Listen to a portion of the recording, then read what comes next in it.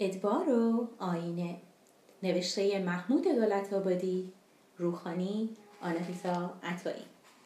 این داستان آینه. مردی که در کوچه می رفت هنوز به صرافت نیفتاده بود به یاد بیاورد که 13 سالی می گذرد که او به چهره خودش در آینه نگاه نکرده است. همچنین دلیلی نمیدید به یاد بیاورد که زمانی در همین حدود می گذرد که او خندیدن خود را حس نکرده است. قطعاً به یاد گم شدن شناسنامه‌اش هم نمی‌افتاد اگر رادیو اعلام نکرده بود که افراد میباید شناسنامه خود را نو تجدید کنند. وقتی اعلام شد که شهروندان عزیز موظفند شناسنامه قبلیشان را از طریق پست به محل صدور ارسال دارند تا بعد از 4 هفته بتوانند شناسنامه جدید خود را دریافت کنند، مرد به صراحت افتاد دست به کار جستن شناسنامه‌اش بشود. و خیلی زود ملتفت شد که شناسنامه‌اش را گم کرده است. اما اینکه چرا تصور می شود 13 سال از گم شدن شناسنامه او می گذرد، علت این که مرد ناچار بود به یاد بیاورد چه زمانی با شناسنامه‌اش سر و کار داشته است و آن برمیگشت به حدود 13 سال پیش یا شاید هم 33 سال پیش، چون او در زمانی بسیار پیش از این در یک روز تاریخی شناسنامه را گذاشته بود جیب بغل بارانیش تا برای تمام عمرش یک بار برود پای صندوق رای و شناسنامه را نشان بدهد تا روی یکی از صفحات آن مهر زده بشود. بعد از آن تاریخ دیگر با شناسنامه‌اش کاری نداشت تا لازم باشد بداند آن را کجا گذاشته یا در کجا گمش کرده است. حالا یک واقعه تاریخی دیگر پیش آمده بود که احتیاج به شناسنامه داشت و شناسنامه گم شده بود. اول فکر کرد شاید شناسنامه در جیب بارانی مانده باشد، اما نبود. بعد به نظرش رسید ممکن است آن را در مجری گذاشته باشد، اما نه، آنجا هم نبود. کوچه را طی کرد، سوار اتوبوس خط واحد شد و یک راست رفت به اداره سجل احوال. در اداره سجل احوال جواب صریح نگرفت و برگشت، اما به خانه‌اش که رسید به یاد آورد که انگار به او گفته شده بود برود یک استشهاد محلی درست کند و بیاورد اداره.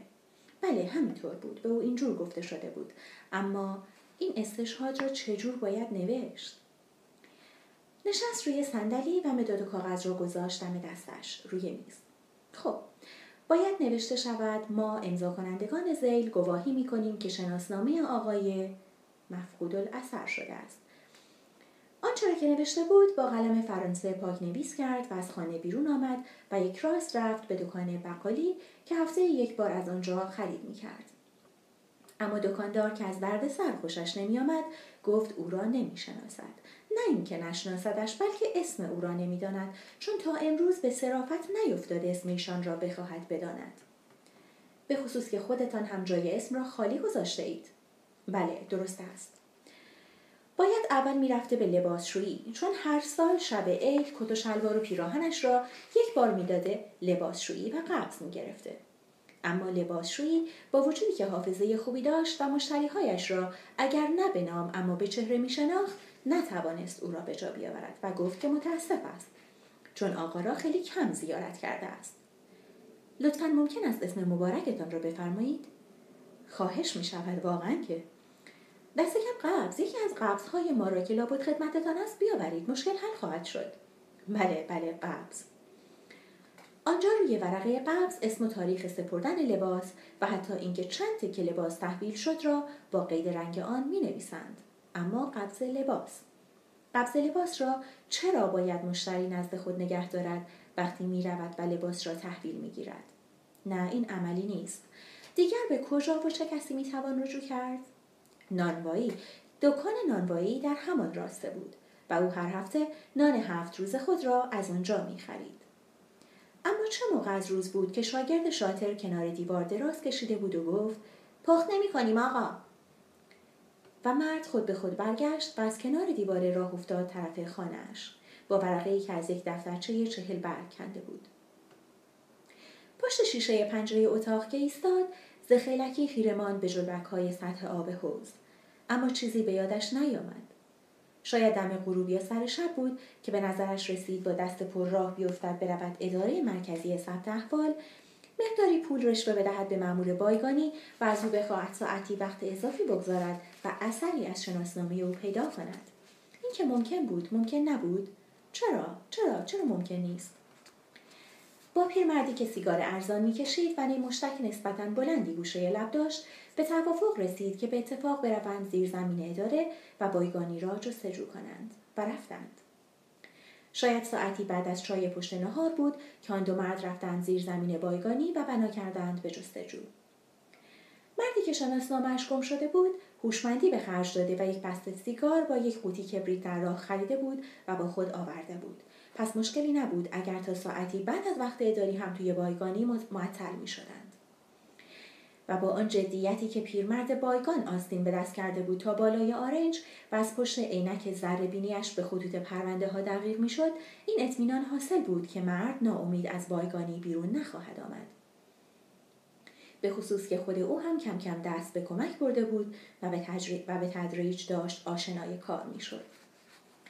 حرف الف تمام شده بود که پیرمرد گردن راست کرد، یک سیگار دیگر طلبید و رفت طرف قفسه مقابل که با حرف ب شروع می‌شد و پرسید: فرمودید اسم فامیلتان چه بود؟ که مرد جواب داد: من چیزی عرض نکرده بودم. بایگان پرسید: چرا؟ به نظرم اسم فامیلتان را فرمودید، در آبدارخانه. و مرد گفت: خیر من چیزی عرض نکردم. بایگان گفت: چطور ممکن است نفرموده باشید؟ مرد گفت: خیر. بایگان عینک از چشم برداشت و گفت: خب هنوز هم دیر نشده چون حروف زیادی باقی است، حالا بفرمایید. مرد گفت: خیلی عجیب است، عجیب نیست؟ من وقت شما را بیهوده گرفتم، معذرت می‌خواهم، اصل مطلب را فراموش کردم به شما بگویم. من هر چه فکر می‌کنم اسم خود را به یاد نمی‌آورم. مدت مدیدی است که آن را نشنیدم. فکر کردم شاید بشود شناسنامه‌ای دست و پا کرد. بایگان عینک را به چشم گذاشت و گفت: البته باید راهی باشد، اما چه اصراری دارید که حتماً؟ و مرد گفت: هیچ، همینجوری بی خودی، اصلا می شود صرف نظر کرد، راستی چه اهمیتی دارد؟ بایگان گفت: هر جور میلتان است، اما من فراموشی و نسیان را می فهمم، گاهی دچارش شدم. با وجود این اگر اصرار دارید که شناسنامه‌ای داشته باشید، راههایی هست. بیدرنگ مرد پرسید: چه راههایی؟ و بایگان گفت: قدری خرج برمی‌دارد، اگر مشکلی نباشد راه حلی هست. یعنی کسی را میشناسم که دستش در این کار باز است. میتوانم شما را ببرم پیش او.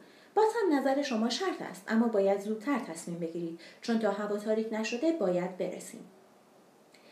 اداره هم داشت تعطیل میشد که آن دو از پیاده رو پیچیدند توی کوچه‌ای که به خیابان اصلی میرسید و آنجا میشد سوار اتوبوس شد و رفت طرف محلی که بایگان پیش و با پیچ‌هایش را میشناخت. آنجا یک دکان دراز بود که اندکی خم در گرده داشت، چیزی مثل غلاف یک خنجر قدیمی. پیرمردی که توی عبایش دم در حجره نشسته بود بایگان را میشناخت، پس جواب سلام او را داد و گذاشت با مشتری برود ته دکان. بایگان وارد دکان شد و از میان هزار قلم جنس کهنه و قدیمی گذشت و مرد را یک راست برد طرف دربندی که جلوش یک پرده چرکین آویزان بود. پرده را پس زد و در یک صندوق قدیمی را باز کرد و انبوه شناسنامه ها را که دست آنجا قرار داده شده بود نشان داد و گفت: بستگی دارد که شما چه جور شناسنامه‌ای بخواهید. این روزها خیلی اتفاق می‌افتد که آدم‌هایی اسم یا شناسنامه یا هر دو را گم می‌کنند. حالا دوست دارید چه کسی باشید؟ شاه یا گدا؟ اینجا همه جورش را داریم، فقط نرخ‌هایش فرق می‌کند که از آن لحاظ هم مراعات شما را می‌کنیم. بعضی‌ها چشمشان را می‌بندند و شانسی انتخاب می‌کنند، مثل برداشتن یک بلیت لاتاری. تا شما چه جور سلیقه‌ای داشته باشید؟ مایلید متولد کجا باشید؟ اهل کجا؟ و شغلتان چی باشد؟ چه جور چهره‌ای، سیمایی می‌خواهید داشته باشید؟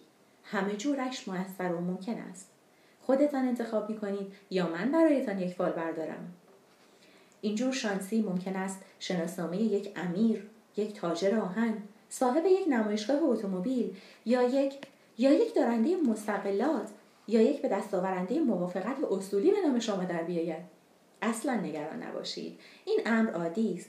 مثلا این دسته از شناسنامه‌ها که با علامت ضبط مشخص شده مخصوص خدمات ویژه است که گمان نمی‌کنم مناسب سن و سال شما باشد و این یکی دسته به امور تبلیغات مربوط می شود. مثلا صاحب امتیاز یک هفته‌نامه یا به فرض مسئول پخش یک برنامه تلویزیونی، همه جورش هست. و اسمتان دوست دارید چه باشد؟ حسن، حسین، بوزرج و مهر و یا از سنخ اسامی شاهنامه‌ای؟ تا شما چه جورش را بپسندید؟ چه جور اسمی را میپسندید؟ مردی که شناسنامه‌اش را گم کرده بود لحظاتی خاموش و اندیشناک ماند و از آن پس گفت: اسباب زحمت شدم. با این وجود اگر زحمتی نیست بگرد و شناسنامه‌ای برایم پیدا کن که صاحبش مرده باشد. این ممکن است؟ بایگان گفت: هیچ چیز غیر ممکن نیست، نرخش هم ارزان‌تر است. ممنون.